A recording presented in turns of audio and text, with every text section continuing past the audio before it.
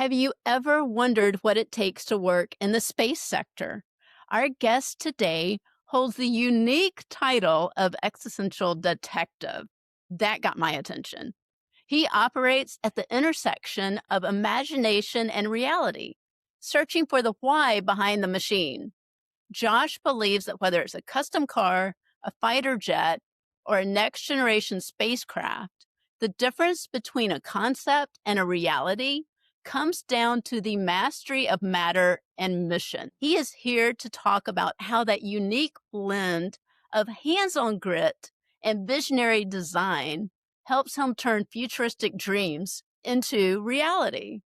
Please welcome Josh Hundley. Yeah, thanks for having me. So, Josh, tell us in your own words what you do. So basically, I bring vehicles into reality.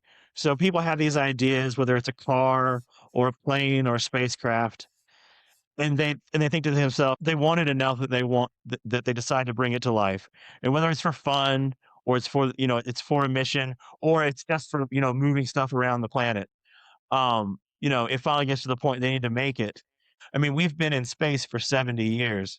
The expectations of the people around us and the people buying it are a lot higher than a lot of people think. And so a lot of what I do fills in the gaps of making it work, but also making it safe. What's the coolest skill you learned that you never thought would matter, but it absolutely does? Honestly, I have been amazed. I started off life actually in musical theater as a child. I was one of those singing stars. And I actually in college I was the set designer. Then I met my wife, and so acting has had like a big influence on what I've been doing. Acting teaches you how to present yourself and recognize that the audience is there, and teaches you that like you are there to tell a story to someone else. And so I've really enjoyed I'm always surprised at how acting comes in, even in the professional world where if you run a larger organization, you are playing a role bigger than yourself. And so you are more about, getting people to go move in a direction and, to kind of think towards a common goal. Being able to separate and create that character that is somewhat larger than life has been pretty beneficial. Perfect skill. That's a Excellent. great description right there. Imagine you're at an event and you hand a business card to someone, and they take your card and they look at you and say, give me 3 words that you use to describe yourself so that when I pick up this business card, I'll remember exactly who you are. What 3 words would you use to describe yourself? In general, I am resourceful. I am emotionally in tuned, and I can see problems from multiple sides. Well, I like that. And that's where that engineer brain of yours really comes into play, is being able to see things from all sides. I grew up with scientific parents. My mom's a college professor at Auburn. My dad was a chief engineer for the Army. I didn't realize this, but both of those are just very big data kind of jobs, and being able to handle big data in the physical sense, but also just being handle big data in the fact of just having a large group of people. Definitely, that's why I drove into engineering was the kind of the conflicts of the two things, big data and just big effort. What is a skill that you learned accidentally? For me, I accidentally learned to master metal. I came from a family of builders and I grew up in construction sites. My family built everything. They built army bases, they built fish farms, they built pizzerias. But I was a kid, so all I did was just move stuff around. And I didn't like it. And so, I was just taking things from A to B. And I never really stopped to think of what I was like hauling. I just knew it was heavy. And so it was just this kind of wholehearted thing. And so I did actually learn the accidental lesson was that when I actually started working with it, as soon as I started to like weld it and bend it and fabricate it, I realized that it wasn't like the final part wasn't the thing. It was this material I was working with. And honestly, it was kind of amazing. It basically turned into, I realized that metal is this kind of very strong clay. And with the right amount of heat and the right amount of, and the force in the right direction, you can make it do anything. You can even make it flow like water. And once it cools back down, it's still rigid enough to break the speed of sound. And so that's always fascinated me is how you take, I mean, literally, sand and you can turn it into a fighter jet. What helped you more? Learning how to talk, listen, or recover after messing up? So for me, it's always been listening. I engineering is a talking profession. you pitch your design, you defend your data, you command a team. But the reality is you can't solve a problem you don't understand. And you can't understand a problem if you're the one making all the noise. So for me, it's personal because I'm actually a very slow reader. I don't comprehend very well from the written word. I don't absorb hundreds of pages of documentation, even though I've made thousands of pages of documentation. It's totally the creative side is totally from listening to people in my industry. And so I've kind of had to turn it into a superpower because there's just so much experience that I have to from other people's brains and put in my own. And in aerospace, it really turns into this kind of tribal knowledge from graybeards, where we have these senior guys, who may have failed at this 50 years ago, and if you listen to them, they're like, no, no, no, this is how you go, and you realize that there's a rhyme to development cycles. So we've been breaking the sound barrier for 70 years now. Like we're doing new things, but our new isn't that new. We're doing a different new. And so, for me, it was listening to these graybeards and kind of internalizing all the things that they had learned, so that I don't make new mistakes. I also have learned because listening to young engineers now that I have a team, they ask questions that experts would never ask, and they don't think things are impossible. So they bring this like very fresh perspective that can totally break a deadlock simply by being like, well, why don't you try this?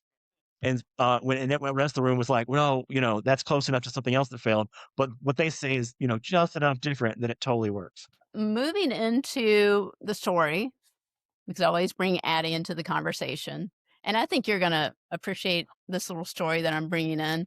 It's about hands on thinking. We call it the Get Your Hands Dirty Masterclass because Aunt Loxley takes Addie and her friends to the hardware store so that they can start looking at things and asking why and like trying to figure out. And Addie asks a lot of why questions all throughout all of the books and life. But when did curiosity actually change your plan? So, I mean, I've always been pretty curious. I've always been a tinkerer. I loved Legos and building and all those kinds of things.